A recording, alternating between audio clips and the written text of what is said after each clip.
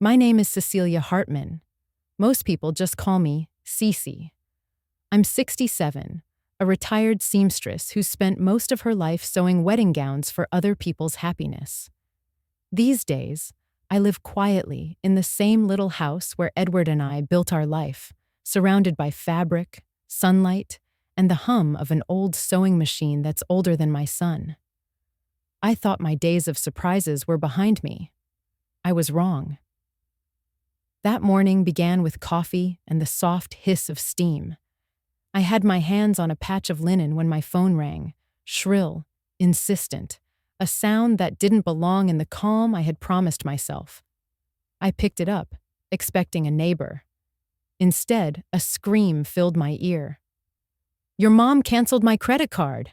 I was buying a purse." It was Miranda, my daughter-in-law.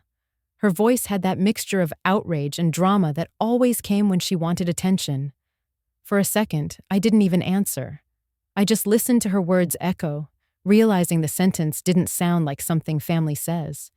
It sounded like something a customer yells at a store clerk. I told her quietly, "Miranda, I canceled the card for my own safety." She hung up before the words could even land.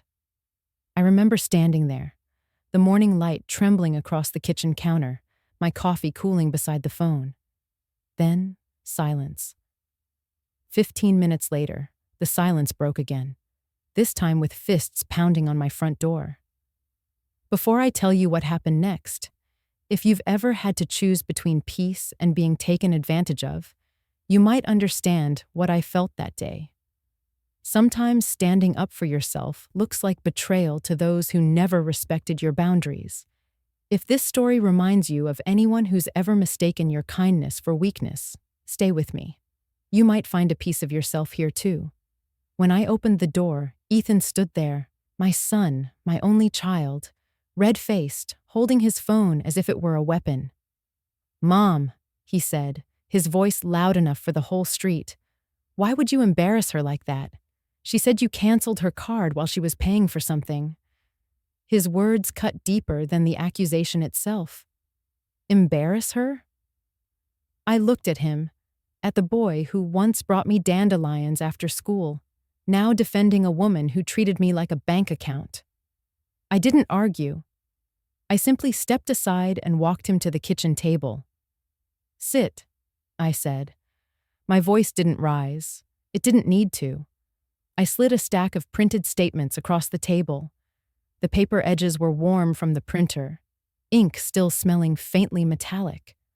Line after line, designer stores, hotels, restaurants I had never heard of. The total at the bottom read $28,000. Not over a year. Not even over 3 months. One single month. Ethan's eyes followed the numbers until they stopped. His shoulders slumped. "That can't be right," he whispered. I wanted to reach out and touch his hand, but I didn't. He had to see it for what it was, not what he wished it to be. Behind us, the sewing machine still sat on the corner table, a quiet witness to the chaos that had entered this house. Its needle gleamed under the light, still threaded from the night before. I remember thinking how that small piece of steel had seen more honesty than the people in front of me. My phone buzzed again, a voicemail from Miranda this time. I pressed play. Her voice poured through the speaker, syrupy at first, then venomous. "If you want everyone to think you're losing it, go ahead. But you're making a fool of yourself. Everyone will know how cruel you've become." Then she laughed, a sound I can still hear even now, sharp, rehearsed, and hollow. Ethan looked away. He didn't defend her that time. His lips trembled, and he muttered something about needing to figure this out. I watched him leave, the door clicking behind him, the sound of my son's shoes fading down the porch steps. And then I sat there, staring at the papers, realizing that betrayal doesn't always announce itself with violence. Sometimes it comes dressed in family. I took a deep breath. My hands, the same ones that had stitched 1,000 hems, trembled slightly. I folded the statement in half, placed it inside a small fabric pouch, and tied it with gold thread. Not because I wanted to keep it safe, but because I needed to remind myself, evidence is just another kind of truth. The room felt heavier, yet strangely clear. I could almost hear Edward's voice, the one that used to say, "Cece, always measure twice before you cut." He wasn't just talking about fabric. He was talking about life. And in that moment, I knew I had to measure carefully what came next. As the afternoon light shifted across the walls, I made myself another cup of coffee and turned off the sewing machine. I wasn't angry, just tired. Tired of pretending this was love. I looked around the quiet house that had seen joy, grief, and now deceit, and whispered to myself, enough. That was the day the thread snapped, but it was also the day I started sewing my life back together, stitch by stitch. I wasn't always the woman who double-checked her bank statements under a lamp's yellow glow. For most of my life, I trusted that good intentions could protect you as much as passwords could. I was born in a small Ohio town, the kind of place where people left their doors unlocked and measured success in cups of coffee shared. My mother taught me to sew when I was 15. I still remember her hands guiding mine, showing me how a simple thread could hold a world together if you were patient enough. When I married Edward, he built me a small studio in the back of our house. It smelled of cotton and cedar, always humming with the rhythm of the old machine he'd restored for me. That little room became my heartbeat. Over the years, I stitched wedding dresses for neighbors, prom gowns for girls who could barely afford the fabric, and memory quilts for widows who missed the weight of a familiar embrace. Every stitch carried a story. Every client left a piece of their life in my hands. I was never rich, but I was respected. And that was a kind of wealth Edward understood. Edward worked at the local hardware store for 38 years. He was one of those men who didn't say much, but when he did, it mattered. He believed in saving quietly, in earning honestly. When he passed away 2 years ago, he left behind a silence that filled every corner of this house. It took me months before I could fold his work shirts. I still can't bring myself to donate his favorite jacket. The day after the funeral, I opened our joint savings account to pay for the last of the medical bills. That's when I found it, an amount larger than I ever imagined. Between the life insurance and Edward's private savings, there was nearly $140,000 waiting for me. I remember sitting at the bank, my hands trembling as I looked at the numbers. The manager, Gavin Moore, smiled kindly and said, "Edward planned well, Mrs. Hartman. You'll be comfortable." Comfortable. I didn't know what that meant anymore. Edward's security felt like a lifeboat, but I was floating alone. I decided to keep the money untouched, a cushion for whatever years I had left. I thought it would protect me from uncertainty. I didn't know it would attract something worse, greed disguised as family. Back then, Miranda was still new to our lives. She came in with perfect hair, a bright laugh, and a way of making every room feel like it was about her. She'd bring me little gifts, a scarf, a scented candle, and call me sweet mama, as if we'd known each other forever. I wanted to believe she meant it. Ethan looked so happy when she was around, and after Edward's passing, that was all I wanted to see. A mother doesn't want to be suspicious of her child's happiness. So, when Miranda offered to help me modernize my bills and finances, I let her. Rosa, my neighbor and closest friend, wasn't convinced. "Cece, you're too kind," she said one afternoon while we sat on my porch, mending an old quilt. "People like that, pretty smiles, fancy handbags, they see widows as easy pickings." I laughed it off then. I thought she was being cynical. But Rosa's words stayed in the back of my mind like a stitch you can't quite pull out. Weeks passed, and I started noticing little things. Miranda always had new designer scarves, sometimes in pairs. Once, I saw a handbag in her car that looked exactly like the one she'd given me a month earlier. "Oh, just a coincidence," she'd said, waving it off with a practiced laugh. I wanted to believe her, but the thought lingered. Still, I told myself I was being paranoid. I was getting older, maybe a little too cautious. Besides, Ethan adored her, and if she made him happy, wasn't that what Edward would have wanted? That's what I told myself every time she used my credit card for just a few groceries or a quick gas fill-up. Looking back, I see how it happened. Not all at once, but in tiny, polite requests that grew roots before I noticed. A grocery run turned into home decor. A home decor purchase turned into helping Ethan with business expenses. The line between family help and financial dependence blurred so gradually that I almost didn't notice when she crossed it completely.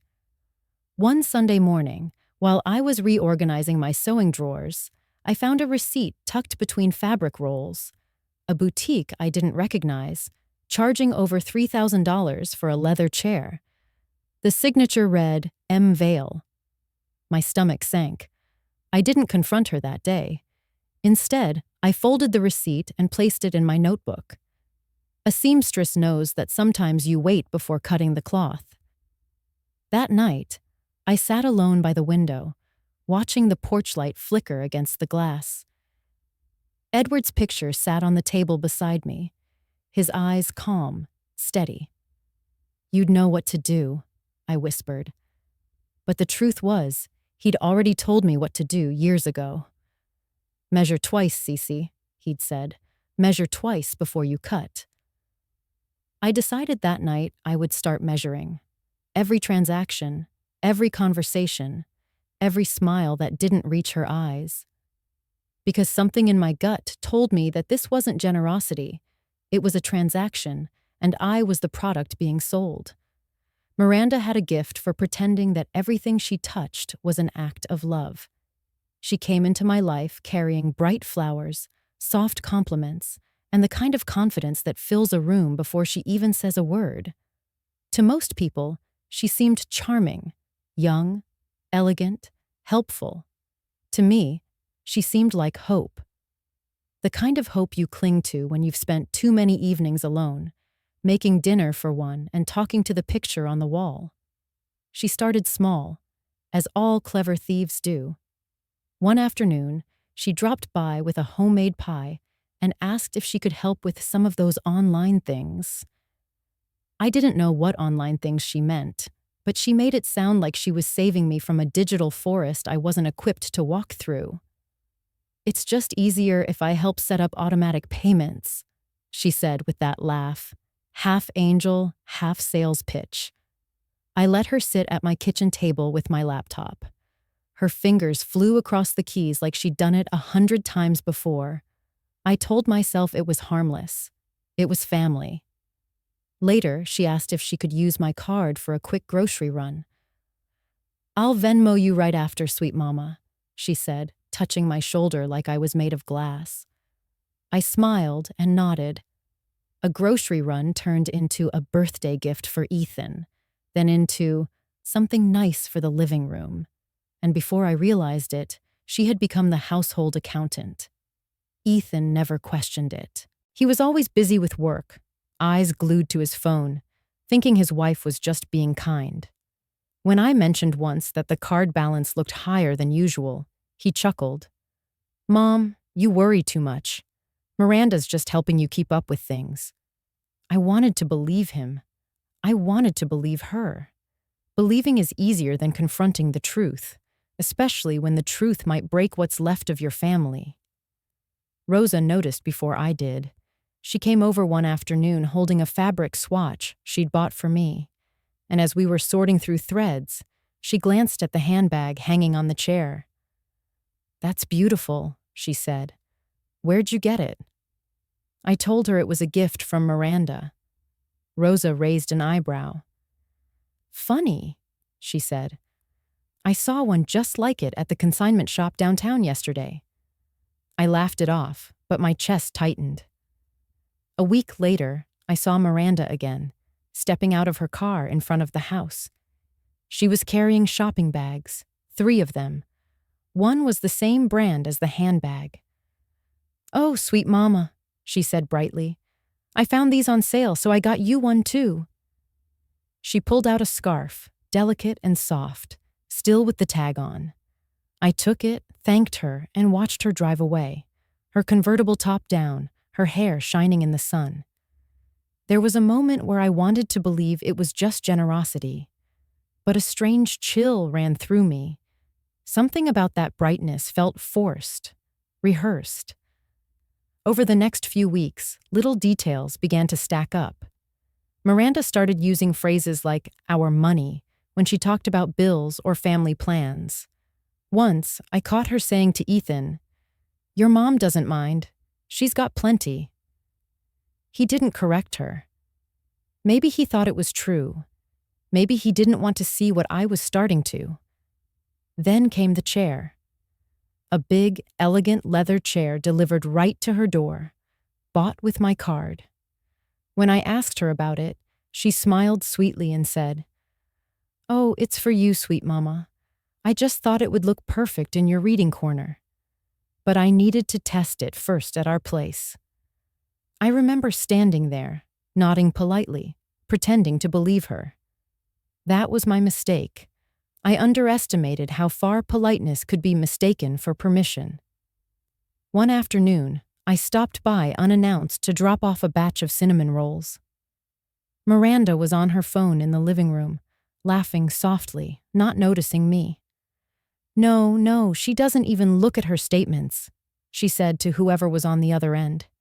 "It's like taking candy from a—" She stopped when she saw me standing in the doorway. Her smile reappeared instantly, perfectly shaped, as if nothing had been said. "Sweet mama, you scared me." I handed her the rolls and left without a word.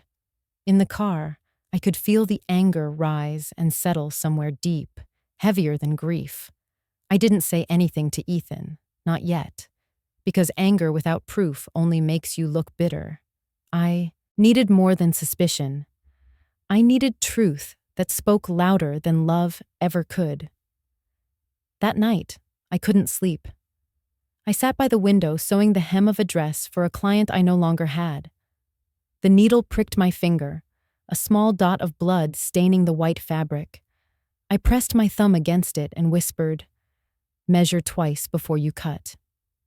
Edward's words again. The truth was sharp, but I wasn't ready to cut. Not yet. I would wait, I would watch, and when the right moment came, I'd stitch the truth together, one piece at a time. The next morning, I cleared my kitchen table and turned it into something it had never been before. A workspace for the truth. The same table where I used to roll dough, where Edward and I once sat with our morning coffee, was now covered in papers, receipts, and highlighter pens. It looked less like a home and more like an investigation. The air smelled faintly of ink and coffee grounds, the scent of focus. I started from the earliest statement I could find, scanning each line as if I were following stitches across fabric. Boutique names I didn't recognize, hotel charges, restaurants that sounded too expensive for my quiet life. The more I looked, the clearer the pattern became. Small purchases at first, then larger ones, as though Miranda had been testing my attention span. A dinner here, a furniture store there, and then an explosion. One month stood out like a stain, $28,000 spent. 28. It was a number I couldn't even wrap my mind around. The details were printed in tidy black ink, as if the calm font could disguise the chaos underneath. Bloom and Rye, Aurelia Purse, $40,200. Harbor Exchange Furniture, $3,185. 2 hotel stays, 1 in Chicago, 1 in Palm Springs. I traced the edge of the paper, feeling my pulse quicken. My name, Cecilia Hartman, printed at the top of every page. My responsibility, my trust, my mistake. I took a deep breath and picked up my phone. "Hi, Gavin. It's Cece Hartman," I said when the bank manager answered. "I need to review some charges." His tone turned serious immediately. "I can meet you this afternoon," he offered. When I arrived at the branch, he sat across from me in that sterile little office that smelled of paper and polish. "Mrs. Hartman, you did the right thing coming in," he said after looking through the list. "This is abnormal spending. If it wasn't you, you should change your account access immediately." He didn't say the word fraud, but I heard it in the pause between his sentences. That evening, Ethan stopped by to drop off a package. I decided to try one more time to reach him. "Ethan," I said, sliding the statement toward him across the same table. "Look at these. Do these look normal to you?" He leaned over, his brow furrowing. "Miranda's been redecorating," he said after a moment, as if that explained everything. "You know how she is. She just wants the house to look nice." I could feel something in me twist. "Edward and I worked our whole lives for that money," I said quietly.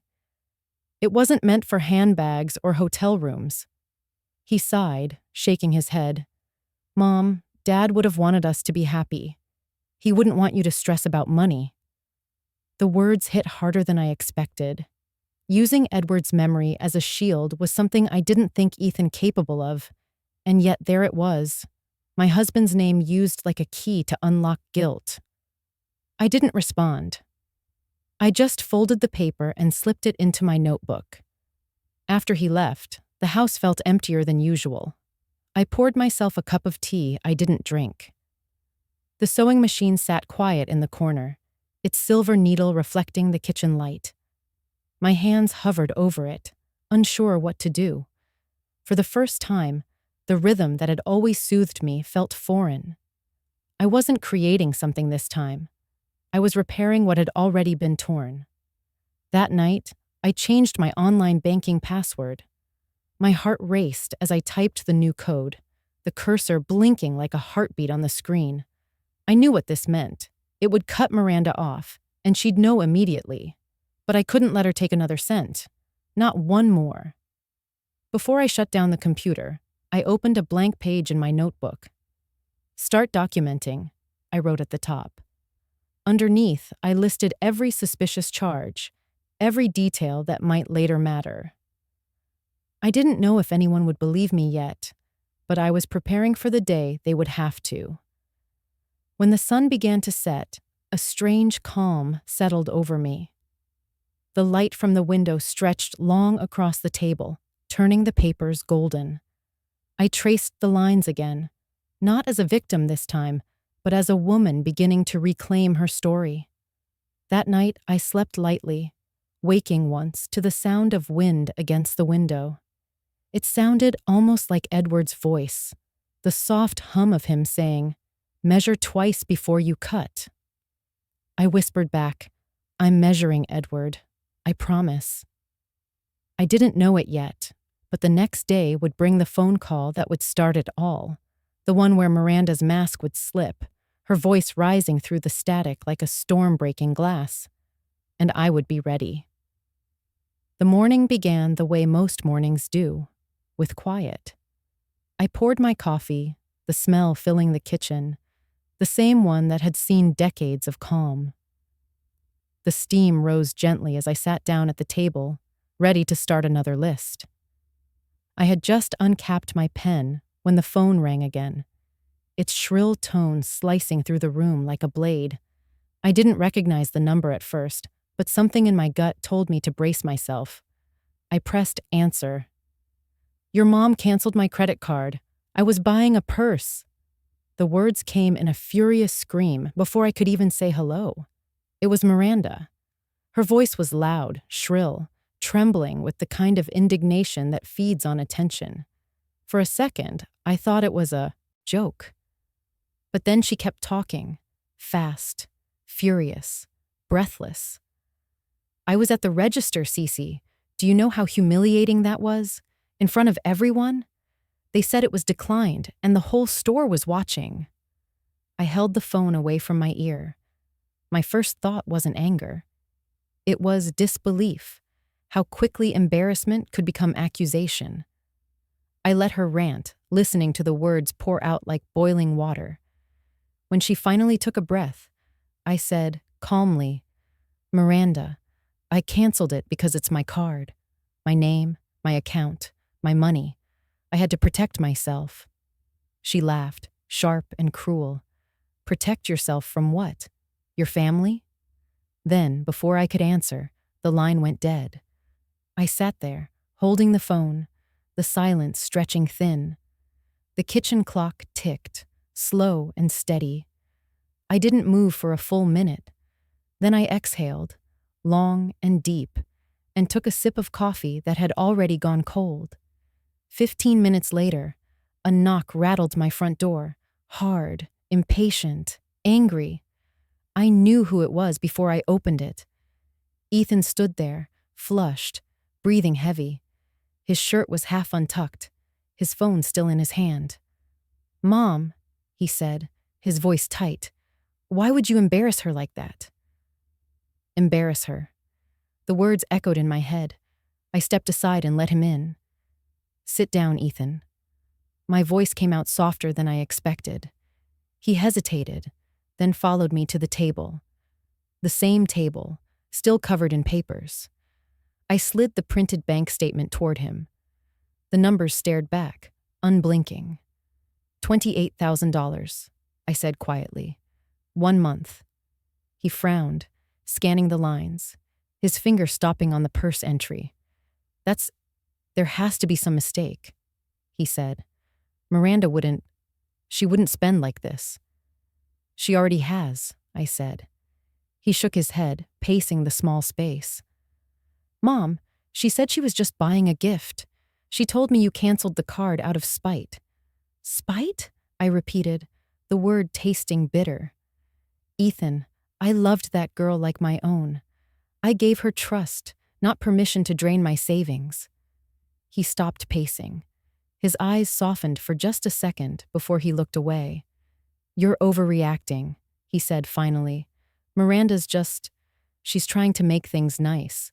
For all of us." That was when I realized something important. Miranda hadn't just taken money. She had taken my son's judgment. She had turned him into her echo. The phone buzzed again on the table. A voicemail this time. I pressed play without a word. Miranda's voice filled the room, syrupy at first, then venomous. "If you want to humiliate me, go ahead. But you're making yourself look insane. Everyone will know what you're doing." The message ended with a soft laugh, the kind that makes your skin crawl because it sounds rehearsed. Ethan's face went pale. "She didn't mean that," he said, but his voice cracked halfway through. I could see the first flicker of doubt in his eyes, small but real. I gathered the papers into a neat pile, aligning the edges with careful precision. Years of sewing had taught me that order is the first step toward control. I slid the stack into a folder and tied it with a thin gold ribbon from my sewing drawer. I didn't do it for theatrics. I did it because I needed to feel that something, anything, was still within my grasp.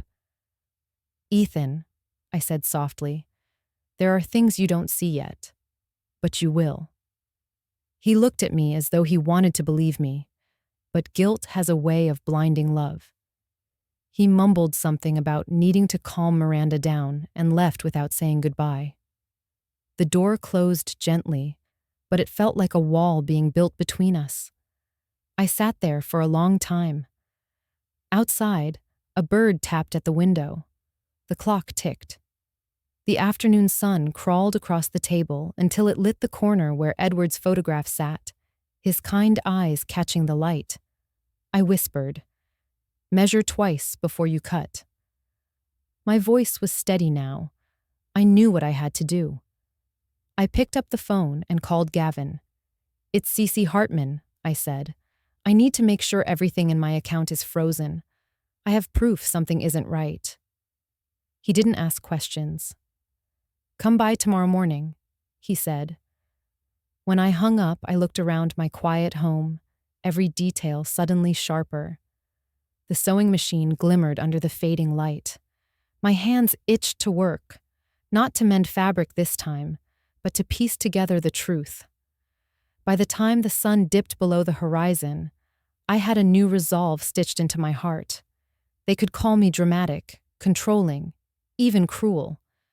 But the next time someone tried to use my name, my money, or my kindness, they'd find that I'd already learned how to sew a wound shut. The next morning, I dressed in my best navy cardigan and the pearl earrings Edward had given me on our 10th anniversary. They always made me feel composed, even when my hands were trembling. The air outside was crisp, sunlight sharp as glass. I drove to the bank with a quiet determination that surprised even me. I wasn't just a widow now. I was a woman preparing for battle. When I arrived, Gavin Moore was already waiting. He greeted me with a handshake, his expression kind but cautious. "Mrs. Hartman, I reviewed your account again last night," he said, guiding me into his office. "You did the right thing canceling the card, but we need to formalize this. We'll flag all activity and open a fraud inquiry." He handed me a form, long and official-looking, filled with boxes and codes. "What happens now?" I asked. "We'll start with documentation," he said. "Every receipt, every statement, anything that connects her spending to your account. And Cece, keep records of every interaction you have with her or your son from now on." It was strange hearing my own life described like a case file. I nodded, my fingers tracing the edges of the paper. "She's family, Gavin," I said softly. "I just never thought—" He gave me a sympathetic look. "Family or not, this is theft. And if she's done it before, we'll find out." When I left the bank, I sat in the car for a moment, watching people go in and out, their lives moving normally. I envied them. Then I pulled out my notebook, the same one where I'd written, "Start documenting." I added a new line, "Talk to law enforcement before it's too late." That afternoon, I went to the police department. The officer at the front desk was polite but distracted until I mentioned the name Gavin Moore. He nodded, disappeared for a moment, and returned with someone who looked like he belonged in a courtroom more than a precinct. "Detective Mark Lowell," he said, extending his hand. "I understand you might be dealing with a financial exploitation case." His tone wasn't patronizing. It was professional, respectful. I explained everything, from the credit card access to the phone call, the voicemails, the receipts. He took notes carefully, asking questions that made me realize just how calculated Miranda's actions had been. "Do you have anyone who can help gather more evidence?" he asked. I hesitated. "I have a friend at the bank and a neighbor who's seen some things. But beyond that—" He leaned back, thinking. "There's a private investigator I trust," he said finally. "Name's Noah Price. Used to be on the force. Works quietly, knows how to build a solid case. I'll connect you two if you're willing." "I'm willing," I said. The word felt heavy in my mouth. Before I left, he handed me his card. "Cece, I've seen too many good people get taken advantage of because they're afraid to make it official. You're not crazy for protecting yourself. You're right." The validation made my throat tighten. It had been weeks since anyone told me I was right. That night, back home, I sat by my sewing table and organized my documents again. I used color-coded tabs, green for receipts, yellow for correspondence, red for potential evidence. I labeled a manila folder Phase 1. It felt strange, almost clinical, but it kept my thoughts from unraveling. Rosa stopped by around 7 with her usual basket of muffins. "You've been quiet," she said, setting them down. I told her about the bank, the detective, the plan. She nodded slowly, pride flickering in her eyes. "About time," she said. "Just don't let her see you sweat." I smiled faintly. "I'm not sweating, Rosa. I'm documenting." After she left, I called Dr. Hannah Myers, my longtime physician.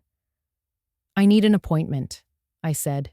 "Something that verifies I'm of sound mind and fully capable of managing my affairs." She hesitated for only a second. "Of course, Cece. Everything all right?" "I just need it on paper," I replied. I didn't explain, and she didn't press. She knew enough to understand.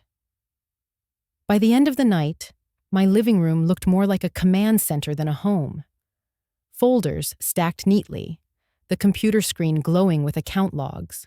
My notebook opened to a new section titled Proof of Pattern. I wasn't angry anymore. I was alert. I understood what Miranda was capable of, and now I knew what I needed to become to stop her. Before bed, I stepped out onto the porch. The air smelled of autumn rain. Somewhere in the distance, a dog barked, and a wind chime rang softly. I closed my eyes and whispered, "I'm ready, Edward. This is the right fight." Inside, the sewing machine waited in the corner. The needle caught a sliver of moonlight, gleaming like a promise. By the end of that week, my quiet life had turned into something that looked more like a detective novel than a retirement routine. Detective Lowell called on Thursday morning. "Cece," he said, "our contact at the bank found multiple withdrawals that match other reports. I think Miranda's part of something bigger." His words didn't surprise me anymore. They confirmed what I already suspected. Later that afternoon, I met Noah Price. He looked like a man who'd seen too much and learned to speak softly because of it. His handshake was steady, his eyes clear and direct. "I've worked with people like her before," he said. "Greedy, confident, always sure they're the smartest person in the room. The trick is to let them think they are, until they're not." We planned carefully. Noah explained how we'd collect proof without crossing legal lines. "No confrontation," he reminded me. "Just observation. We'll let the evidence talk." Rosa insisted on coming along. "You're not doing this alone," she said, sliding into the passenger seat of my car with a thermos of coffee and her usual courage. That Saturday morning, we parked across from the Harbor Exchange Market, a trendy outdoor bazaar where locals sold everything from antiques to lightly used designer furniture. The kind of place Miranda loved to pretend she belonged. I wore a gray wig and large sunglasses, the kind of disguise that made me look like every other older woman out for a bargain. Rosa wore her wide-brimmed hat, which somehow made her look like both a detective and a tourist. We waited, pretending to sip coffee, eyes scanning the stalls. At first, it was just noise and chatter. Vendors haggling, kids laughing, someone playing guitar nearby. Then, just past 10 o'clock, I saw her, Miranda. Her bright red dress stood out like a flare against the crowd. She was smiling, animated, surrounded by a few well-dressed women who seemed to hang on her every word. On the table behind her sat an array of home decor, mirrors, lamps, and, my breath caught, the leather chair. The same one she'd said she was testing for my reading corner. Rosa nudged me gently. "That's it, isn't it?" "It's mine," I whispered. Miranda leaned over the table, counting cash into a small gym bag. The sunlight glinted off her watch, one I had gifted her for her first anniversary. Watching her handle those items like merchandise made my stomach twist. Then, something unexpected happened. A young woman nearby, probably in her 20s, raised her phone and took a few quick pictures. She wasn't part of Miranda's group. She looked like a casual browser. She walked off before Miranda noticed. Rosa tilted her head. "You see that? She took photos." "Maybe she's just posting for fun," I said, though a small spark of hope lit in my chest. I didn't know it yet, but that young woman, Maya Chen, would later become one of the most important witnesses in this case. After an hour, Rosa decided to act. She approached Miranda's stall, pretending to browse. "This chair's beautiful," she said casually. "Where'd you get it?" Miranda smiled, smooth as silk. "Oh, an estate sale. I restore pieces sometimes." Rosa nodded, running her hand along the armrest. "Funny, I swear I've seen this exact one before." Miranda's smile faltered for a moment, just long enough to confirm everything we needed. We left soon after, pretending to walk toward the parking lot. My heart pounded the entire time, but not from fear. It was something else. Resolve. For the first time, I knew with absolute certainty what she had done. When we got back to the car, I opened my notebook and jotted down every detail. Time, date, location, what she wore, who she talked to, what she sold.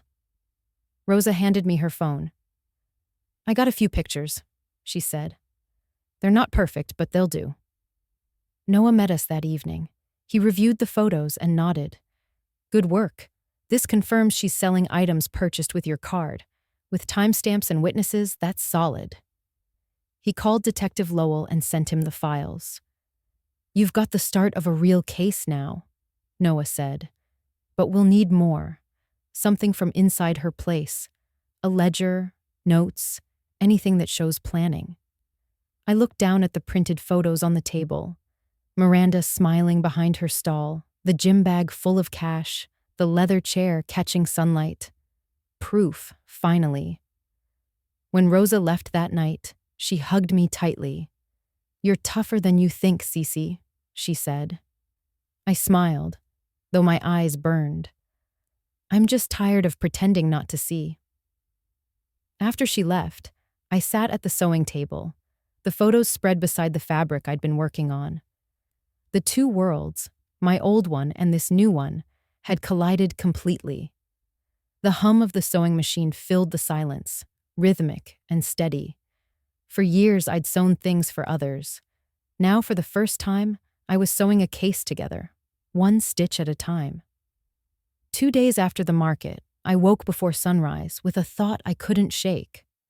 Somewhere in that townhouse Miranda called home, there had to be something more. Proof she wasn't. Just careless with money, but deliberate. The kind of proof that showed planning, calculation. The kind you couldn't argue away. I called Noah as soon as the clock struck 8. He answered on the first ring. "You ready to take the next step?" he asked. I nodded, even though he couldn't see me. "She's gone too far, Noah. If I stop now, she'll do this to someone else." That afternoon, we met at a small cafe near the edge of town. The place smelled of burnt espresso and rain-soaked pavement. Noah laid out the plan in that calm, precise way that made me feel both nervous and safe. "She left an emergency key at your son's place, right?" he asked. "That gives us lawful access if it's still under your joint name for mail correspondence. We're not breaking in. We're collecting what belongs to you." His words settled the unease in my chest. Everything would be done by the book. By dusk, we were outside the townhouse. The neighborhood was quiet, streetlights flickering on one by one. I could see through the window. Miranda's taste was everywhere. Marble counters, gold-framed mirrors, and vases that probably cost more than my first sewing machine. Noah used a small camera mounted on his lapel while I recorded timestamps on my phone. Every move had to be documented. The key turned smoothly. Inside, the air smelled faintly of perfume and stale candle smoke. It was the kind of scent that tries to hide something. We moved carefully, our footsteps soft on the carpet. Noah motioned toward a walk-in closet that looked like it belonged in a catalog. And that's where we found it. On the top shelf sat a shoebox. Inside, bundles of cash, rolled tight, rubber-banded, organized by amount. Underneath, a small leather notebook with gold trim. I recognized Miranda's handwriting instantly. Sharp, tidy, elegant. I opened it with shaking fingers. Across the first page, written in neat cursive, were the words, prospects. I turned the pages slowly, my breath catching with every name. Each entry listed a person, mostly women, all over 60. Notes next to them described habits, weaknesses, how they could be approached. Widowed 2 years, kind, lonely, generous. My name was there too, at the very top of the list. I pressed my hand to my mouth. She was studying me, I whispered. Noah leaned closer, his eyes narrowing. She's done this before, and she's planning more. He photographed every page, each with a timestamp, then the box of cash, and finally, the notebook's cover. This is organized exploitation, Cece. It's not just your case anymore. It's a pattern. I nodded, numb but clear-headed. Then we end it right. As we were leaving, I noticed a photo frame on the dresser. It was Miranda smiling beside a woman I didn't know, a socialite from town who often appeared in charity columns. In the picture, Miranda was holding a champagne glass. On the back of the frame, in faint pencil, was a note, Palm Beach Condo, February. I took a picture and wrote down the name. She's planning her next mark, I said quietly. Noah slipped the notebook into a sealed evidence bag. Detective Lowell needs this tonight. Once he has it, the DA will take over. When we locked the door behind us, I turned to look back one last time. The townhouse was spotless, beautiful, soulless. It was strange how something so pristine could hide so much rot. Back home, I sat at my sewing table, the images still vivid in my mind. The hum of the machine filled the room as I pushed fabric beneath the needle. Stitch, press, breathe. Stitch, press, breathe. Every sound reminded me that life, like fabric, could unravel fast if you didn't reinforce the seams. I stopped halfway through and looked up at Edward's photograph on the wall. You'd have told me to walk away, I whispered. But I can't. Not yet. I picked up my phone and texted Detective Lowell. Evidence secured. Notebook shows multiple victims. Ready for next step. He replied almost instantly. Good work, Cece. We'll process tonight. You're not alone in this. That last sentence made me exhale for the first time in hours. I looked down at my hands. Steady, lined, capable. These same hands had mended gowns for brides and coats for widows. Now they were stitching justice together, thread by thread. Before bed, I placed the day's notes in my folder and closed it with care. The weight of the folder felt different this time, not just proof of deceit, but of survival. Miranda's notebook had exposed her entire scheme, and in doing so, it had given me something she could never buy back: control. 3 days after we turned in the notebook, the first message came through. Miranda's name flashed across my phone, followed by a string of missed calls. I didn't answer. I had nothing left to say. But by noon, my quiet resolve was shattered by a headline that popped up on my community feed. Local woman hospitalized after stressful family dispute. The photo beneath it was unmistakable. Miranda, pale and fragile looking, in a hospital gown with an oxygen tube and perfectly applied lip gloss. I sat back in my chair, staring at the screen. She wasn't retreating. She was staging. Within hours, my voicemail filled up. Neighbors called, some sympathetic, some hesitant. Cece, I heard Miranda's in the hospital. Is everything all right? She said you've been confused lately. Should we bring you something? I could feel the ground shifting under me, truth bending to her will. By evening, she posted a photo online, herself in the hospital bed, hand dramatically over her chest, the caption reading, "Family can hurt you in ways strangers never could." Thousands of likes. Comments filled with pity. I could almost hear her voice behind each word, weaving her web one post at a time. Rosa stormed into my kitchen the next morning, waving her phone. "You see this nonsense?" she said. "She's painting herself like a victim." "I know," I said quietly, "and she's winning sympathy while she plans her next move." That next move came sooner than expected. Ethan showed up that afternoon, looking tired and unsure. "Mom," he began, avoiding my eyes, "Miranda's really upset. She says you've been forgetting things lately, that you accused her because you're confused." I stared at him, my heart breaking in a slow, deliberate rhythm. "Ethan, she's trying to discredit me. That's what people do when they know they've been caught." He rubbed his forehead, torn between guilt and denial. "She mentioned something about guardianship, just to make sure your finances are handled right." The word hit me like a slap. Guardianship. The cruel irony of a thief trying to claim control of her victim's life. That night, I called Dr. Hannah Myers. "I need the cognitive assessment now," I told her. The next morning, I sat in her office, answering questions, repeating numbers, naming objects. She smiled gently when we finished.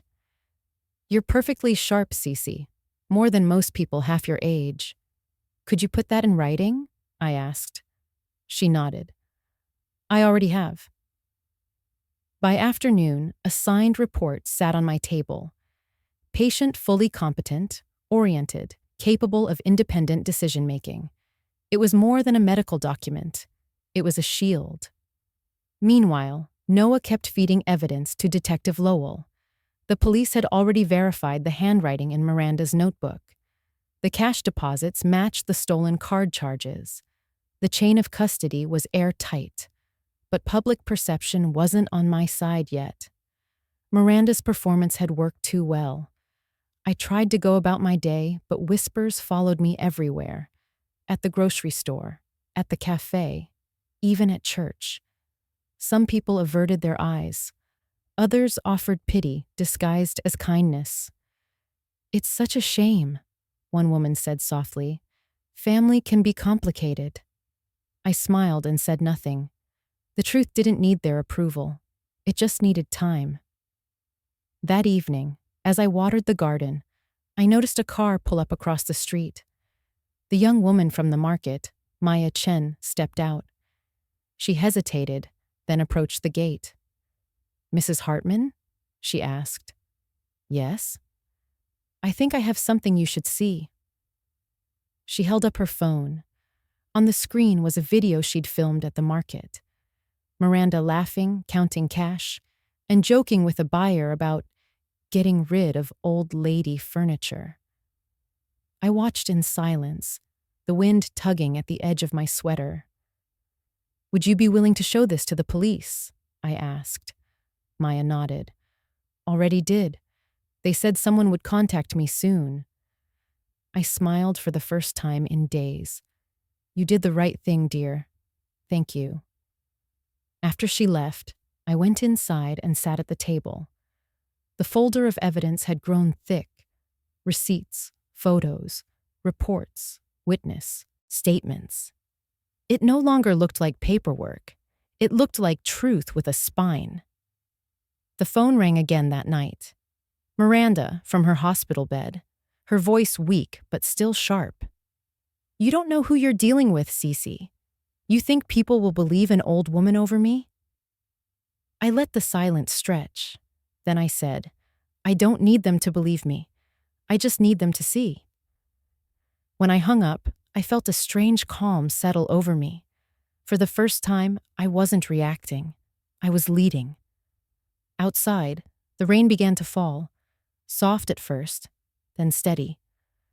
I stood by the window, watching the drops streak down the glass. Somewhere in the sound of it, I heard Edward's voice again, quiet but certain. "Measure twice before you cut." I whispered back, "I've measured enough. Tomorrow, we cut."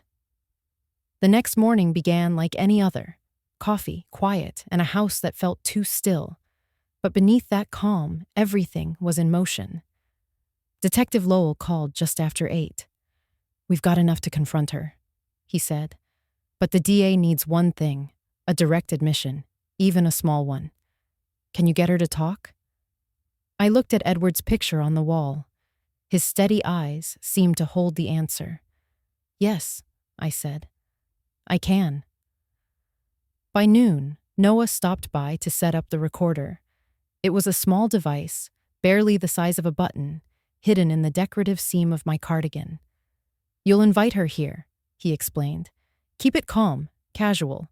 Don't accuse. Let her talk." "Do you think she'll come?" I asked. "She's too proud not to," he said. He was right. Miranda's arrogance was her favorite accessory. All I had to do was give her a reason to show it off. I called her that afternoon. "Miranda," I said, keeping my voice soft. "Can we talk? Just us. No police, no lawyers. I just want to understand." She hesitated for only a second before answering. "Fine. I'll come by at 5, but this doesn't change anything, Cece." "Of course not," I said, though we both knew it would. When she arrived, I made sure everything looked ordinary. Tea on the table, light streaming through the curtains, the sewing machine idle in the corner. She walked in like she owned the place, wearing heels and perfume that smelled too sweet for a conversation like this. "I didn't expect you'd call," she said, sitting down without being asked. "I figured you'd be too embarrassed after everything." "I've been thinking," I began. "Maybe I overreacted. Maybe I misunderstood your intentions." Her eyes softened, just slightly. The predator relaxing when it senses the prey is still. "I knew you'd come around," she said. "You've always been emotional, Cece. I told Ethan you were just confused." "Confused about what?" I asked gently. "About money," she said, sipping her tea as if we were talking about the weather. "You never really needed all that sitting in your account. I was helping you. You just don't understand how things work now." I leaned forward. "Helping me?" She smiled. "Well, yes. Selling a few things, managing expenses, moving money around. I did you a favor. You don't need to be chasing receipts at your age." My fingers tightened around my cup. "A favor," I repeated, my tone even. She nodded, proud of her own justification. "Honestly, if you'd let me keep the account access, I could have fixed everything. But you panicked. You made it public. And now I look like the bad guy." "You forged my name," I said quietly. "I authorized it for you," she snapped, the mask cracking for the first time. "You'd thank me if you understood. Ethan and I were going to handle things properly, get the power of attorney, streamline your assets, make sure you don't make mistakes." "Like what?" She smirked. "Like trusting the wrong people."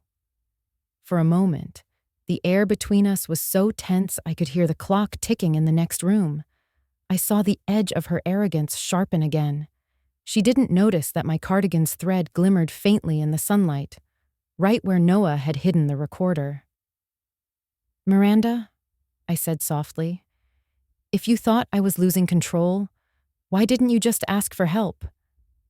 She laughed. "Because you'd never have given it. People like you cling to control like oxygen. I just made it easier for you to breathe." The sound of her voice, self-assured, venom laced with pity, was exactly what the DA needed. She kept talking, confident, spilling details without realizing she'd already walked into the snare. A creak interrupted her monologue. Ethan stood in the hallway, his face pale, his eyes wide. He must have come in through the back door. He'd heard enough. "Miranda," he said slowly, "what did you just say?" She froze, turning toward him, her expression shifting from surprise to fury. "You weren't supposed to be here," she hissed. He looked at me, then at her. "You used her. You used me." I didn't say a word. I just sat there, still, steady, letting the silence fill the room like judgment. Miranda grabbed her purse, her movements sharp. "You'll regret this, Cece," she said, her voice trembling with rage. "You have no idea who you're dealing with." I stood, keeping my eyes on hers. "I think I do." When the door slammed behind her, Ethan sank into the nearest chair, his face buried in his hands. "I didn't want to believe it," he whispered. I placed a gentle hand on his shoulder. Believing the truth hurts less than living a lie. Later that night, Noah returned. He retrieved the recorder, checked the audio, and nodded. "It's all there," he said. "Crystal clear. She admitted everything. Financial control, forged authorization, intent to manipulate guardianship. The DA will have her cornered before she realizes she's already lost." I exhaled, the tension leaving me slowly. "Good," I said. "Then it's time people hear what she's really like." As Noah packed up, he paused by the door. "You handled that perfectly, Cece. Calm wins every time." After he left, I sat in the quiet glow of my kitchen, the same room where this all began. The tea had gone cold, but I didn't mind. I'd spent months being underestimated, dismissed, and doubted. But now, finally, my words, and her own, would speak louder than anything she could fake. I looked at Edward's photograph again. "I measured twice," I whispered, "and now I've made the cut." The following morning, I woke to chaos. My phone buzzed nonstop, texts, calls, and emails flooding in faster than I could read them. Miranda had launched her counterattack. Her face was all over social media, pale, pitiful, framed by the sterile backdrop of a hospital room. The caption under one photo read, "Some wounds don't bleed. They come from betrayal." Below it, comments bloomed like weeds. "Poor woman. That's awful. Her mother-in-law did that. How could someone treat family that way?" I scrolled, each word cutting deeper than the last. Truth had evidence, but lies had reach. Rosa showed up before noon, her expression a mix of disbelief and fury. "She's turned herself into a saint online," she said, waving her phone. "Look, she even posted an old picture of you and Ethan, calling it Before the Betrayal." I looked at the screen, at my own smiling face from happier times, now weaponized. "Let her post," I said quietly. "The truth doesn't need filters." Still, the air in town shifted. At the grocery store, people whispered instead of greeting me. My pastor called to check in. The loneliness was sharp but clarifying. The more they doubted me, the steadier I became. Because while she was busy polishing her story for strangers, I was preparing mine for the law. That afternoon, I sat in the office of District Attorney Claire Benson. Her energy filled the room before she even spoke, focused, firm, and deliberate. She greeted me with a handshake that meant business.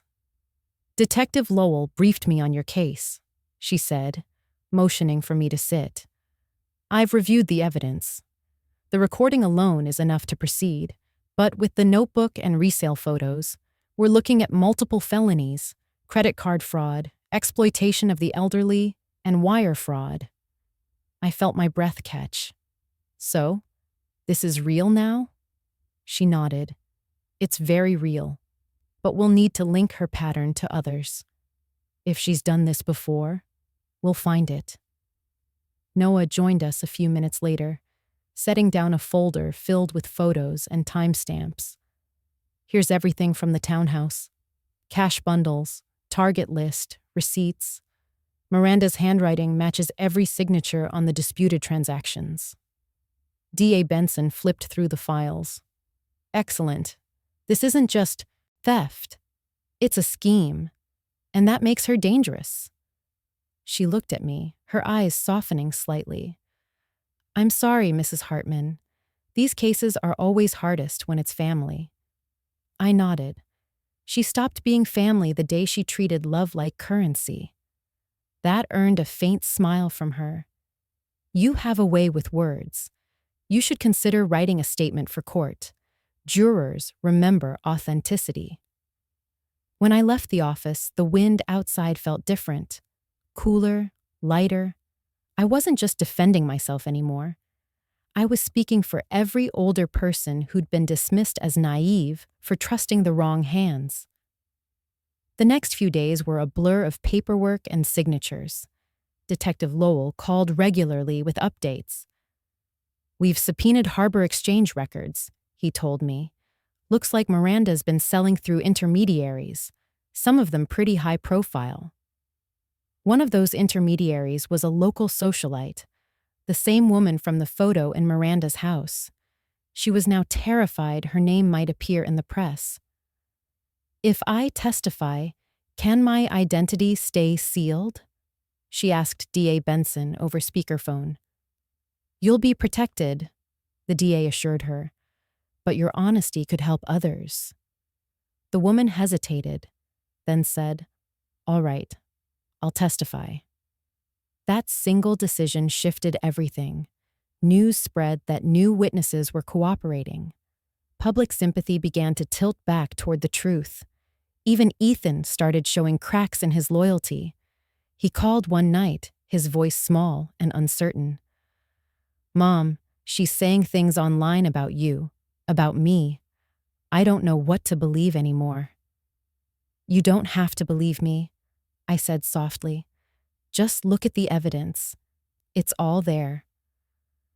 After we hung up, I sat in the quiet for a long time.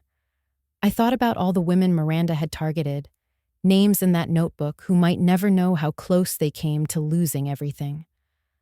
I made a promise to myself then. Once this was over, I'd find a way to help them. Late that night, my computer pinged with a notification. An email from DA Benson.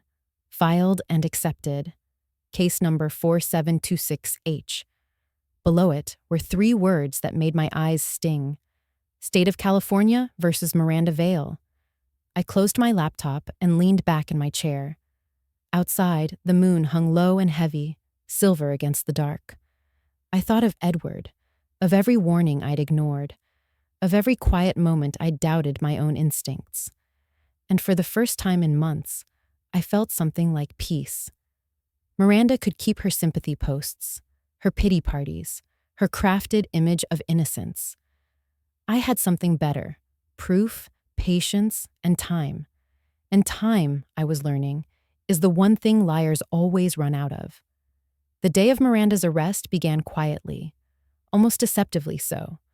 The sun was soft, the air still, and for a moment, I allowed myself to believe it might stay that way.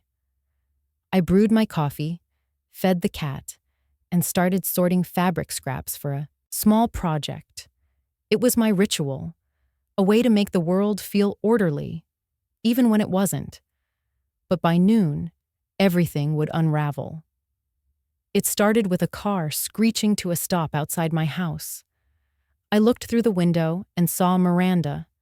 She wasn't the polished version from her social media posts. She looked wild, her hair unkempt, her eyes red. She slammed the door so hard the sound made the porch light rattle. Before I could reach the handle, she was pounding on my front door. "Open up, Cece. You think you can ruin me?" My heart thudded, but I stayed calm. I didn't open the door. "Miranda," I said through the wood, "you shouldn't be here. The case is with the district attorney now." Her voice cracked. "You did this to me. I could have made your life easier. You'll regret every word you said." When I didn't respond, she screamed louder. "You think they'll believe you over me? I have friends, Cece, people who matter." I reached for my phone and dialed Detective Lowell's direct number. "She's here," I said softly. "Right now, my front porch." He didn't hesitate. "Stay inside. Officers are on their way." Through the window, I watched her pace back and forth, muttering to herself, anger spilling over into panic. She grabbed one of the flower pots from the steps and hurled it at the siding. It shattered, clay scattering across the porch. "You want to call the cops on me? Go ahead," she yelled. Her voice wavered. There was something desperate in it now, something almost childlike beneath the fury. She kicked the door once more, then stepped back, pacing again, her breath coming in sharp bursts. When the sound of sirens approached, her eyes widened. She froze for a heartbeat, then turned toward me through the glass. "You called them," she whispered, realization dawning like betrayal. I didn't answer. 2 police cruisers pulled up. Detective Lowell stepped out, his voice steady and controlled. "Ms. Vale, please step away from the door." She shook her head, backing away. "No, this isn't happening. You can't do this to me. I didn't do anything."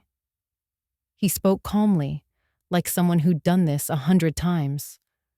"Miranda Vale, you are under arrest for financial fraud, identity theft, and exploitation of an elder. You have the right to remain silent." She laughed, a strange, brittle sound, and pointed at me. "She's lying. She's crazy. She forged everything. You can't believe her." But the officers were already moving in, their voices firm but kind. "Ma'am, please turn around." When they cuffed her, something in her seemed to break. "Ethan!" she screamed, twisting against their hold. "Ethan, tell them she's not right in the head." Ethan appeared at the edge of the yard, pale, motionless. I hadn't even seen him arrive. He stood there, his jaw tight, his eyes wet. When Miranda saw him, her voice cracked again. "Say something. Don't just stand there." He didn't move. He just whispered, "Stop, Miranda. Please." That silence was louder than anything she'd ever said. As the officers led her to the car, she kept shouting, half excuses, half curses. But her words dissolved into the sound of the cuffs clicking, the doors shutting, and the quiet authority of procedure taking over. It wasn't dramatic. It was dignified, controlled. Justice never needed to scream. Detective Lowell came to my door after they left. "You all right?" he asked. I nodded slowly. I thought I'd feel triumphant. I don't. He gave a faint smile. "Most people don't. Justice isn't joy, Cece. It's balance. You just restored it." I stepped outside and looked around. Pieces of the shattered flower pot still littered the porch. I knelt to pick them up one by one, placing them carefully in the trash. The smallest shard had a single bloom still attached, a white petunia, somehow untouched. I set it gently on the table by the window. Ethan approached quietly. His voice was barely a whisper. "I'm sorry, Mom." I didn't look at him right away. "I know," I said, "and I forgive you. But you'll have to forgive yourself, too." He nodded, his eyes full of regret. I didn't want to see what she was doing. I thought protecting her meant protecting us. "Love makes us blind," I said softly. "But blindness doesn't make us bad. It just means we have to learn to see again." That night, as the house finally went quiet, I sat by the window, holding the petunia between my fingers. The moonlight spread across the floor, silver and soft. For the first time in months, I let my shoulders relax. I wasn't celebrating Miranda's downfall. I was mourning what it had cost. For all of us. Trust, family, peace. But beneath the sadness, there was something steady. A truth that couldn't be broken or stolen. When I finally turned off the lights, I whispered, "Measure twice, Edward." I measured twice, and I made it through. The morning after Miranda's arrest, the air felt strange, quiet but heavy, as though the whole house was holding its breath. For the first time in months, there were no calls, no messages, no one demanding explanations. Just silence. I poured myself a cup of coffee and sat at the kitchen table, staring at the sunlight spilling over the folder that had once been my shield. The evidence had done its job, but justice, I was learning, left echoes. The doorbell rang just before noon. I opened it to find Janelle Price standing on my porch, her eyes red, her hands shaking. She was Miranda's former assistant, the young woman I'd seen once, always quiet, always looking at the floor. Now she looked like someone who hadn't slept in days. "Mrs. Hartman," she said softly, "I know I shouldn't be here, but I had to talk to you." I nodded, stepping aside. "Come in, dear." She sat at the table, twisting her fingers together, staring at the coffee cup I placed in front of her without taking a sip. "I was part of it," she whispered. "I didn't steal from you, but I helped her. I typed the emails, organized the receipts, and—" I looked away. "She told me you were rich and lonely, that it wasn't a big deal." Her voice broke. "I thought it was just bad bookkeeping. I didn't know she was targeting people, but I should have known. I should have stopped her." I didn't interrupt. I just listened, letting her unspool the truth at her own pace. "She promised me a job at her new company," Janelle continued. "Said once she moved to Florida, I'd be her assistant full-time. I needed the money. My mother's medical bills. It's not an excuse, but it's why I stayed." Tears streaked her face, but she didn't hide them. "When I saw the police at your house yesterday, I knew it was over. I couldn't sleep. I went to the station this morning and gave my statement. Detective Lowell said the DA might need me as a witness. I took a slow sip of my coffee before answering. That was the right thing to do." She looked up, her voice trembling. "You're not angry?" "Angry," I repeated, thinking of all the nights I'd sat here, drowning in silence. "Anger doesn't rebuild anything. It only burns what's left. What you did today matters more than what you didn't do before." She covered her face with her hands, shoulders shaking. "I don't deserve your kindness." "Maybe not," I said gently, "but you deserve a chance to make things right." For a long moment, we just sat there, two women from different worlds bound by the same betrayal. I saw in her what I used to see in myself, a woman trying to forgive her own naivety. When she finally lifted her head, there was something steadier in her eyes. "The DA asked if I'd testify," she said. I told her yes. "I'll tell them everything, how Miranda used people, how she planned the scams, even her list of new targets." "That will help others," I said. "It might even save someone." She smiled weakly. "After this is over, I want to do something different. Something good. Maybe volunteer at a shelter or start a program to teach people about financial scams, so no one ends up like you did." I reached across the table and placed my hand over hers. "Start with yourself. You can't help others if you don't forgive your own part in the story first." She nodded, tears slipping down her cheeks again, but softer this time. "Thank you, Mrs. Hartman, for not hating me." "I've learned that hatred doesn't heal," I said. "It only delays peace." When she left, I stood on the porch watching her walk away, her shoulders lighter than when she'd arrived. Rosa crossed the street a few minutes later, holding a basket of freshly baked bread. "Was that the assistant?" she asked. "Yes," I said. "She came to confess." Rosa raised an eyebrow. "And you let her leave in one piece?" I smiled. "Forgiveness can be sharper than anger if you use it right." That evening, the phone rang again. It was DA Claire Benson. "Cece, Janelle's statement was invaluable," she said. "It fills in the gaps we needed. You can rest easy tonight. You've done more than most people would." "Rest," I said, glancing at the sewing machine in the corner. "I'll try." After we hung up, I sat down and threaded the needle, just to hear the sound of it, steady, rhythmic, alive. I wasn't sewing anything in particular, just feeling the familiar motion, the small miracle of fabric coming together again after being torn apart. I looked toward Edward's photograph and whispered, You were right, love. Some lessons don't come from anger. They come from grace. The machine hummed softly, and for the first time since this all began, the sound didn't feel lonely. It felt like healing.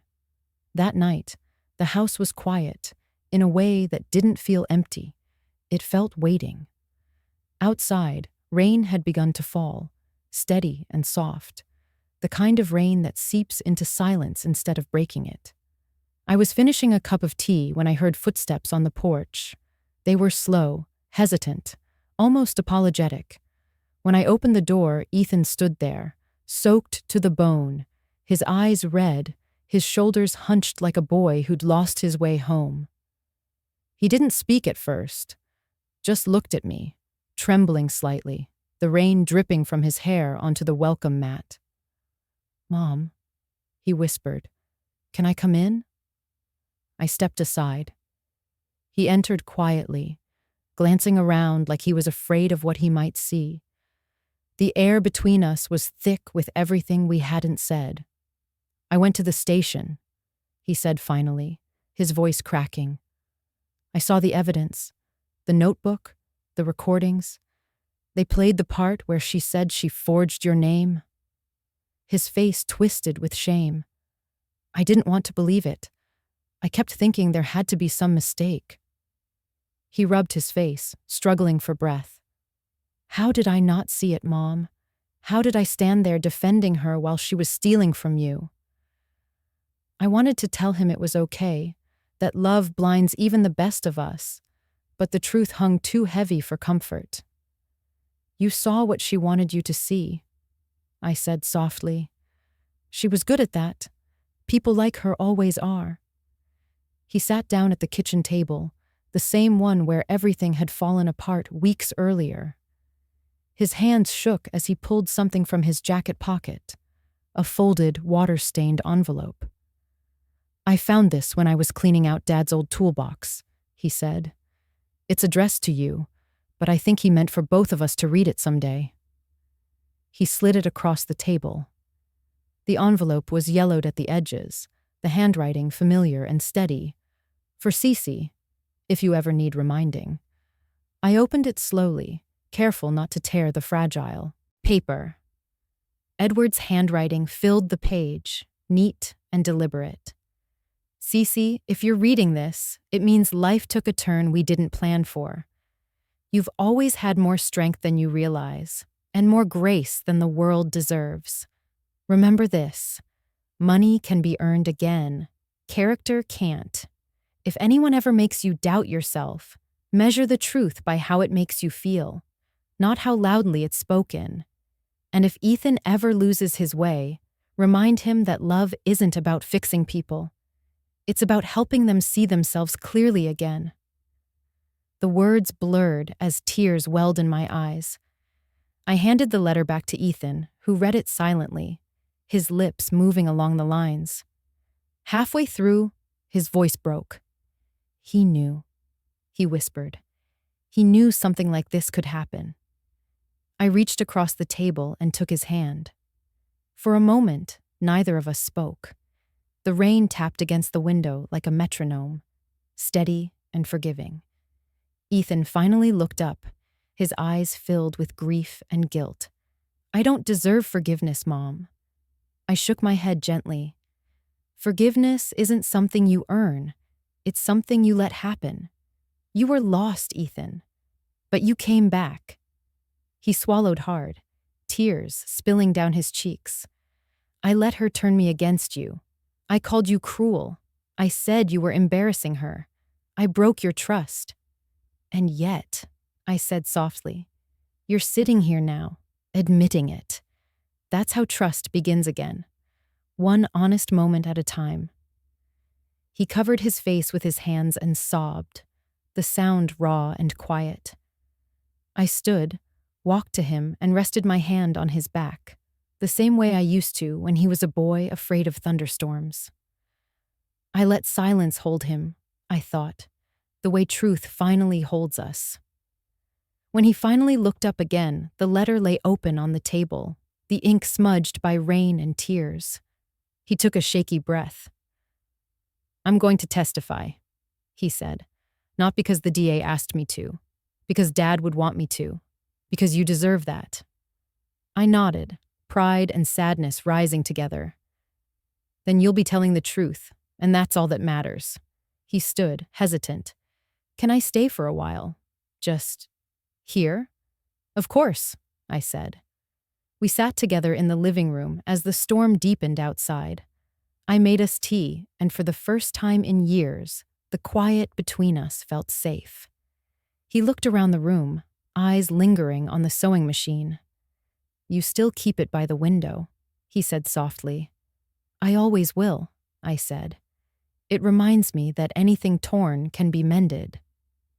He nodded slowly, the faintest smile breaking through the exhaustion. Even families?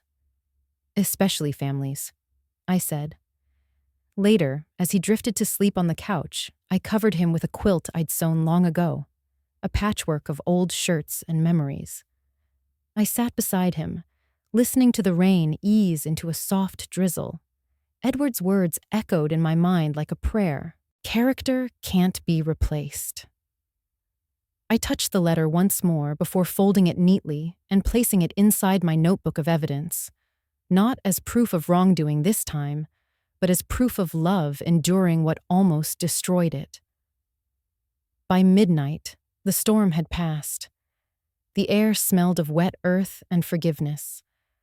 I turned off the lights, letting the darkness settle gently around us. Ethan stirred, mumbling in his sleep. I'm sorry, Mom. I whispered back, You're home now, son. That's enough. The courthouse smelled faintly of paper and nerves. Everything there had edges, cold benches, crisp suits, sharp whispers. I sat in the front row beside DA Claire Benson, my hands folded neatly on my lap, my heart beating slow but steady. After months of chaos, this was where it would all find shape. Miranda sat across the aisle at the defense table, immaculate as always. Her hair was perfectly curled, her makeup soft, her expression painted in practiced sorrow. If you didn't know her, you might even feel sorry for her. But I knew better. Judge Ortiz entered, calm and dignified, his robe moving like a quiet wave. The bailiff called for order, and the trial began. The defense went first, spinning a story so fragile it could have been made of glass. Miranda's attorney painted her as a misunderstood woman, a devoted wife trying to help her aging mother-in-law. He said words like confusion and emotional instability as if they were facts. I watched Miranda dab at her eyes with a handkerchief, careful not to smudge her mascara. Then it was the prosecution's turn. Claire's voice was clear, deliberate, the kind of calm that cuts deeper than anger. Ladies and gentlemen of the jury, she began, this is not a case about family misunderstandings. It's about trust, stolen, twisted, and sold. She laid out the evidence piece by piece. Photos of receipts, the resale items, the cash bundles, and finally the leather notebook with its chilling title, Prospects. A murmur rippled through the courtroom when the list of elderly names was projected on the screen. I saw one juror shake her head in disbelief. Then came the witnesses, Gavin Moore, steady and factual, describing the unusual bank activity and Miranda's overreach. Noah Price followed, detailing the discovery of the notebook, every photo, every timestamp. His testimony was clinical but powerful. Then Rosa took the stand, quick-witted and unflinching, recalling the day we saw Miranda selling my chair at the market. She smiled like she was proud of it, Rosa said. That's when I knew something was wrong. But it was Mrs. Dalton's testimony that quieted the room. The older woman, frail but composed, walked to the stand with the help of an attendant. She did the same to me, she said softly. She pretended to help with my bills, then drained my account. I almost lost my home. Her voice trembled, but her words didn't. I didn't have the courage to speak, until now. When the prosecution played the recording, the the conversation from my living room. The silence was absolute. Miranda's voice filled the courtroom, smug and careless. "I did you a favor," she said on the audio. "You just don't understand money." Hearing it again made my stomach twist, but I kept my eyes forward. At the defense table, Miranda's mask cracked. Her hands clenched, her jaw tightened, and for the first time, she looked less like a victim and more like herself, cold, calculating, cornered.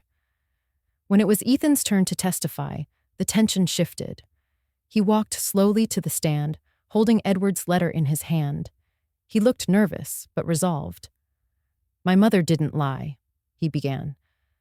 "I did, to myself. I thought loyalty meant silence. But silence helped the wrong person."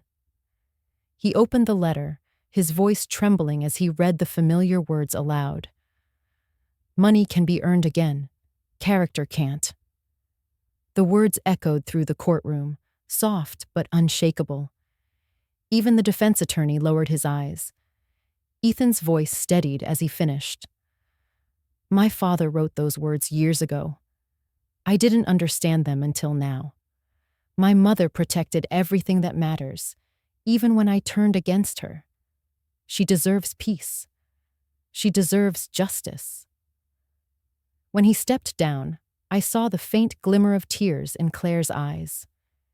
Even Judge Ortiz adjusted his glasses and cleared his throat. After the witnesses, Claire delivered her closing argument.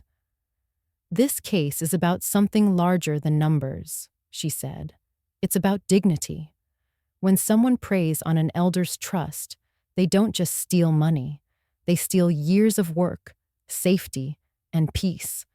Mrs. Hartman did what most people are too afraid to do. She stood up. And because she did, others will be spared." The defense tried one last time to appeal to emotion, but the room had already shifted. The jury wasn't looking at Miranda anymore. They were looking at me, and at every older person who had ever been dismissed as gullible. The gavel struck once, calling the session to a close for the day. As people began to leave, I stayed seated, staring at the table where so many lies had unraveled. Ethan sat beside me, silent. The letter lay folded between us like a bridge rebuilt. When we finally stood, he whispered, "Dad would have been proud." I smiled faintly. He already is. Outside, the sky had turned golden, the first sunlight breaking through days of gray. Reporters waited by the steps, but I didn't stop. Justice, I realized, didn't need an audience. It just needed to be seen through. As we walked to the car, the courthouse doors closed behind us with a heavy, echoing sound. The sound of an ending and a beginning all at once. The verdict came 3 days later. The courtroom was fuller than before. Reporters, neighbors, strangers who had followed every word. I sat in the same place as always, hands clasped, my heart steady, but not calm. It wasn't fear anymore. It was anticipation.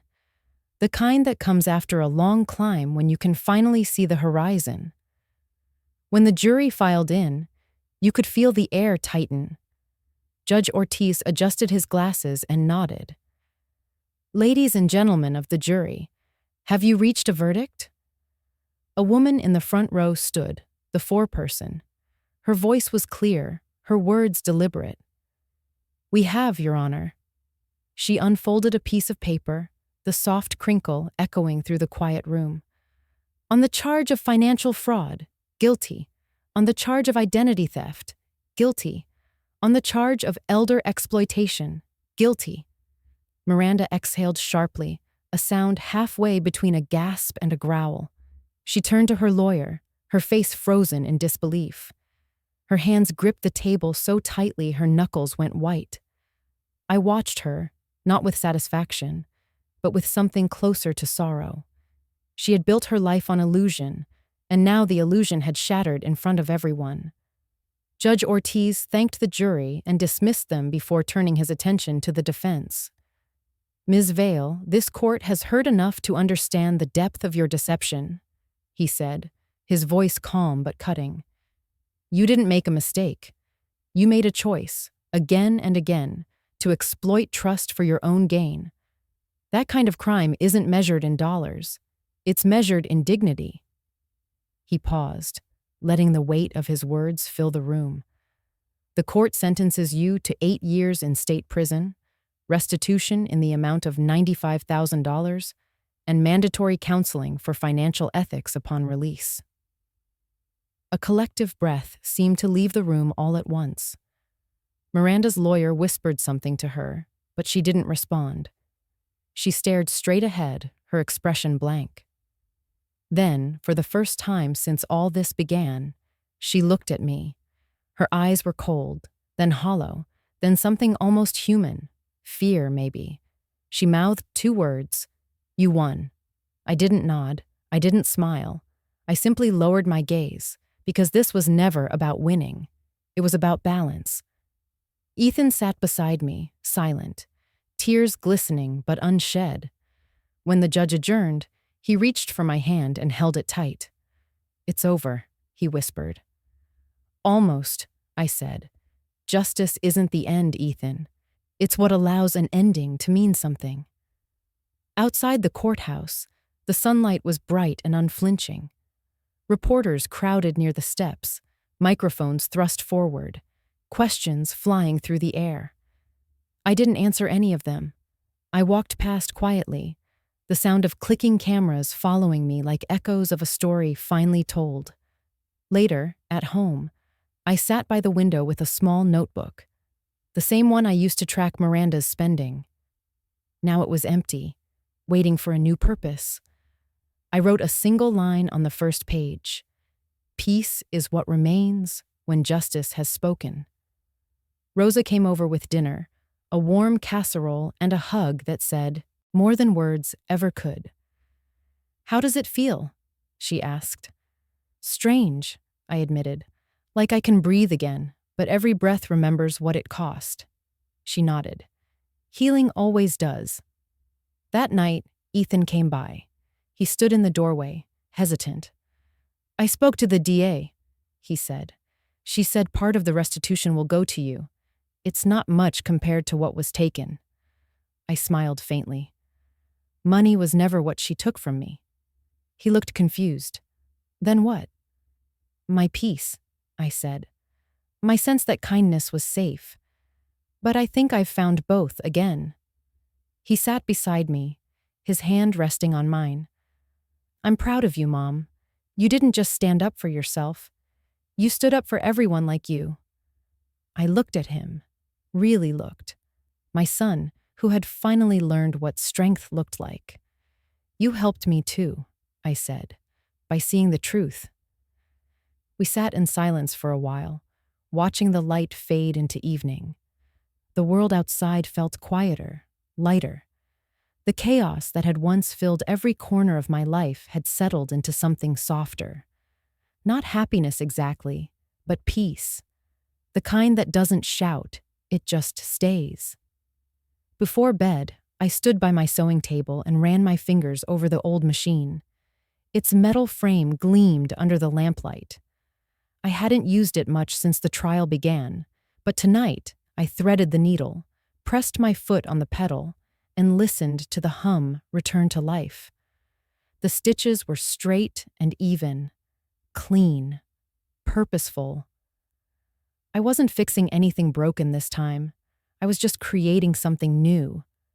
As the thread pulled tight beneath my hands, I whispered to the empty room, "It's over, Edward." I measured twice, cut once, and it held.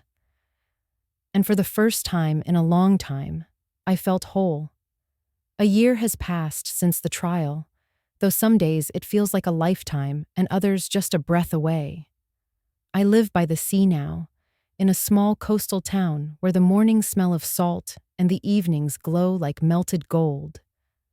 My new home isn't large, but every window opens toward the horizon. The sound of waves has replaced the ticking of clocks, and somehow that feels like healing. I named my little place the Hartman workshop. The name started as a joke from Rosa, but it stayed. It's not a business, not really. It's a gathering place. Every Tuesday morning, the community center fills with women and men, most of them around my age, a few younger, some older. We sit in a circle with coffee, notebooks, and the kind of stories that used to be whispered but are now spoken aloud. We talk about scams, about trust, about how kindness can be used as a weapon in the wrong hands. I share what I learned, not as a victim, but as someone who found a way through. And when I see their eyes light up, when they realize they're not alone, that's worth more than any restitution check. On the far wall hangs Edward's photo and his letter, framed simply. Beneath it, a plaque that reads, "Measure twice before you cut." It's the rule I teach at the start of every session, both for fabric and for life. Rosa visits often, bringing muffins and a laugh that fills the whole room. "You've turned a disaster into a mission," she says every time. I always smile and answer the same way. "No, Rosa, I just learned where to sew the seams." Sometimes Ethan comes down on weekends. He's quieter now, more grounded. He helps with the workshops when he can, brings coffee, sets up chairs, listens more than he talks. Watching him rebuild his life has been its own kind of redemption. He started volunteering with a local support group for families caught in financial abuse. When he smiles, I see Edward in him again. One afternoon, after a session, I sat alone in the workshop, tidying up the fabric scraps left on the table. A young woman approached me shyly. She was maybe 25, nervous, holding her phone like a shield. "Mrs. Hartman?" she asked. "Yes, dear. I think you know me, sort of. I'm Maya Chen, the one who took that video at the market." I smiled. "I remember you. You helped more than you know." She grinned, her cheeks flushed. "I actually work for a local network now. We're putting together a short film about community resilience. I was hoping you'd agree to share your story." I hesitated. "I'm not sure people need to see me." "It's not about seeing you," she said gently. "It's about hearing you. Your voice matters." So, I agreed. The video came out a few months later, and to my surprise, it spread. People reached out from other towns, sons, daughters, mothers, all saying the same thing. "Thank you. You made me realize it's not too late to fight back. It's not too late to heal." The messages warmed me in a way I hadn't expected. The story that once hurt to tell had become something useful, something good.